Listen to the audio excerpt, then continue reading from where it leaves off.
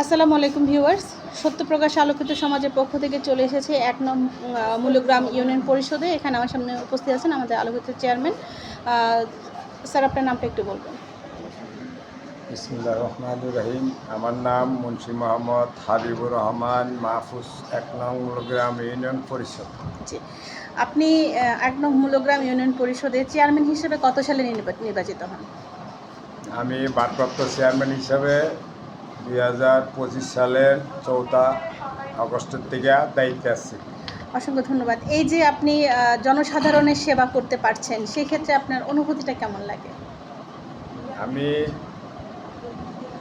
জনগণের সেবার মাধ্যমে আমি আমাকে ধন্য মনে করি এবং আপ্রাণ চেষ্টা করি আমি যাতে যে উদ্দেশ্যে যে আদেশের উপরে ভিত্তি করে আমি এখানে আসছি জনগণের সেবা করার জন্য।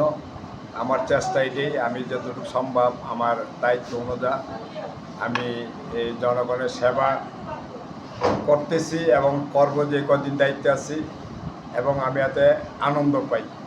জনগণের খেদমত করে আমি আনন্দ পাই। অসংখ্য ধন্যবাদ। আমি আপনার কাছে জানতে চাইবো, আপনার ১ নং মূল্যগ্রাম ইউনিয়নকে মাদক মুক্ত রাখার জন্য আপনারা কি কি পদক্ষেপ নিচ্ছেন?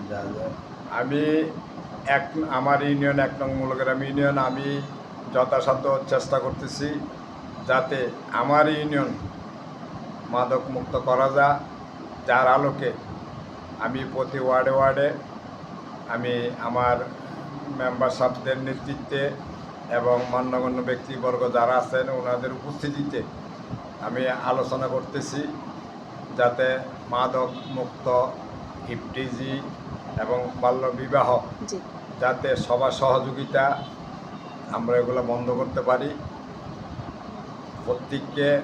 প্রত্যেক মেম্বার সাহেবদেরকে নিয়ে আমি আলোচনা করেছি এবং চলমান আলোচনা। প্রত্যেকটা মানুষের একটা স্বপ্ন থাকে। আপনি যেহেতু এখানে একটা দায়িত্ব নিয়ে এসেছেন, পরবর্তীতে আপনার স্বপ্ন কি এই ইউনিয়নটাকে নিয়ে?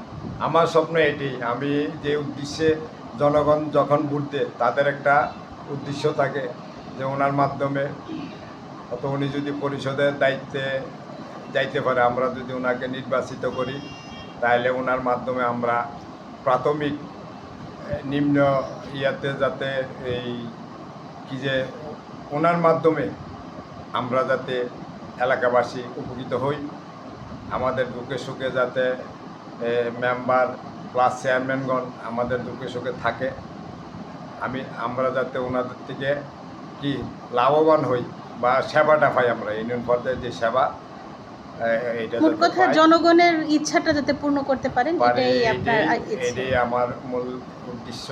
জি, অসংখ্য ধন্যবাদ। ভালো থাকবেন, সুস্থ থাকবেন, সে প্রত্যাশা নিয়ে বিদায় রাখছি।